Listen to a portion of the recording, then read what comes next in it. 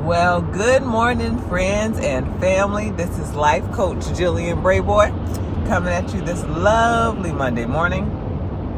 I wanted to talk to you today about 3 things that you need to do before you start creating your vision board. We are having our vision board challenge for 2020 this year, and I am really excited to see what all you have been creating and thinking about and putting together. But a couple people have come to me and said, they're still trying to think about what it is that they're going to do. So what I want to talk to you about today are those 3 things you should do before creating your vision board to make sure that your vision board is actually successful. And yes, I'm in my mobile office this morning. I tried to carve out time this weekend to do it in my office to sit and talk to y'all, but life did not happen that way. So you got to keep rolling with the punches. So 3 things. The first thing is you want to write about your successes in 2019. What were you successful at? Excuse me. What did you do well? What went in your favor? Okay, that's the first thing. Because we have to remind ourselves about what we actually did accomplish. Give ourselves a pat on the back.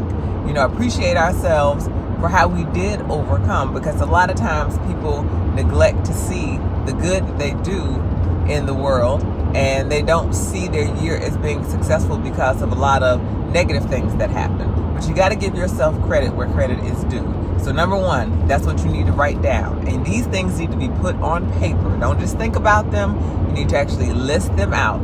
What was I successful at in 2019? Number 2, you need to write what did you attempt to do but failed at. Okay? For me, I had a couple of things. I attempted to get my etiquette classes or events up and going, and I had 2 of them. So that was great. That was a success. But what I failed at was that I was not prepared for what to do when that took off. So even though I was successful at hosting the events, I hosted 2 of them successfully, people wanted more, and I had not planned for more. So I was not successful at my planning for the future, because I did not think initially that people would have such a great interest in them and want more events. So that's 1 attempt and a failure. Okay. So then number 3, you want to look at what would you change? If money was not an issue, if circumstances were not an issue, if you could live anywhere you wanted, do anything you wanted to do, had all the money in the world, what is it that you would change? What would you do differently in 2020 than what you did in 2019? And the whole point of writing this out is to give yourself an idea about what those dreams are that you've always had and that you still have. What is it that you really want to do? What is it that you feel like at the end of the day, in order for you to feel like you have done a well and successful job of living out your dreams, what is it that you would change about what you did from last year to this year? What would you do this year if there were no limits? What would you do? No limits at all. Money wasn't a thing. For me, I would travel internationally. I would take my family and my children, most definitely I want them to see the world. I have yet to see the world. I've been to the Caribbean a couple of times, but I want to go to Spain. I want to go to Italy. I want, even at some point, to see Africa. I can't say that's at the top of my list, but just to be educated about it, what it is. My dad went to South Africa many years ago when I was a teenager, and when he came back, he told me he was so amazed because it was nothing like what he saw on TV. Nothing at all. It was much better. It was amazing, according to him. So I want to go and find out for myself what the world is like. I want to take my daughter London to London. I want to see Paris. It's just a lot of things that I personally want to see. What else would I do differently? If there were no limits, Oh, I would host multiple events in multiple places, educating young women on how to love themselves and know their worth all over the world. That would be me. So those kinds of things. What is it that you would do if there were no limits? Okay, and then how would that change what you did in 2019 to 2020? You need to write all these things out. There's a verse in Habakkuk 2, I believe it is. I think it's the first and the second verses, but in there it says, write the vision and make it plain.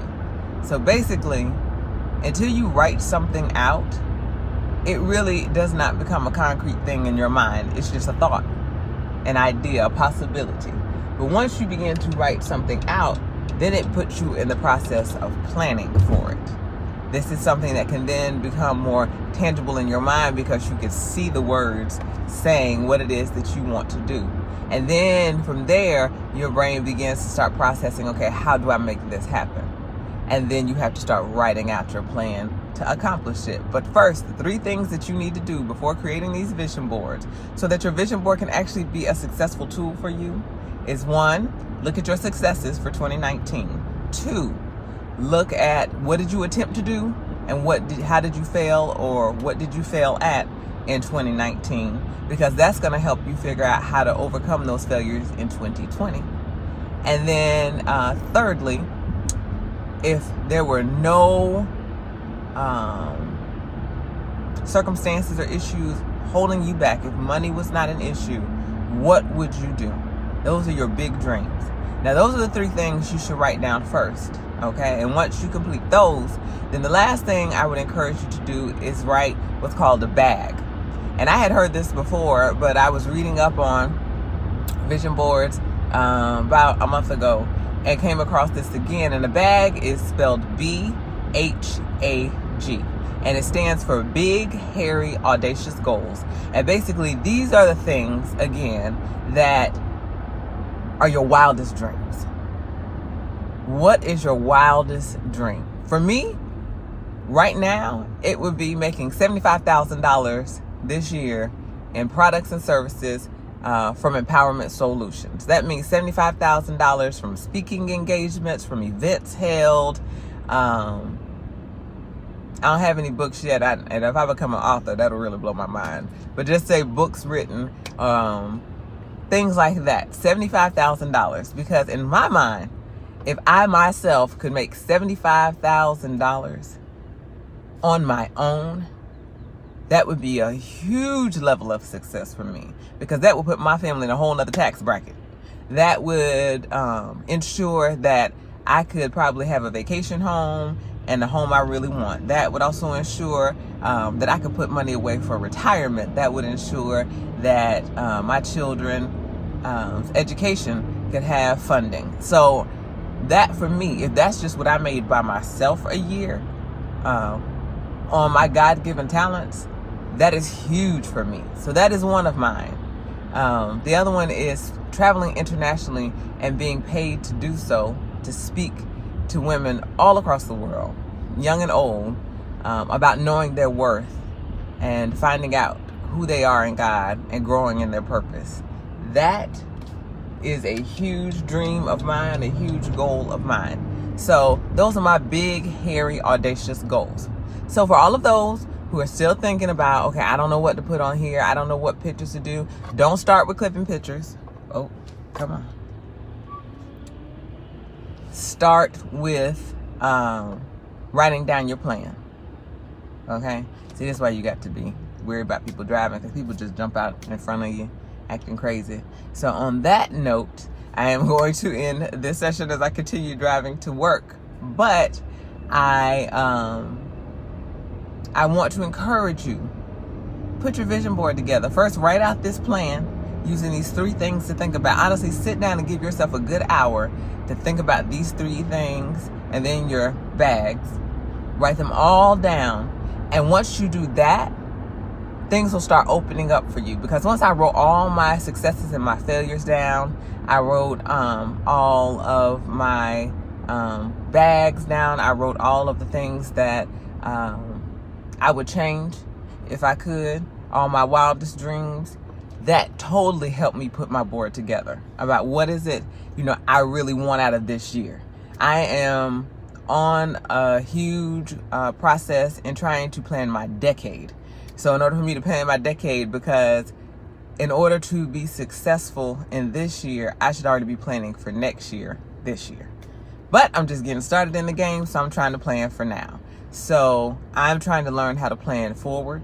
And so in doing that, I really am trying to learn how to write out my vision, how to know what it is I want, what do I really want, what's really important to me.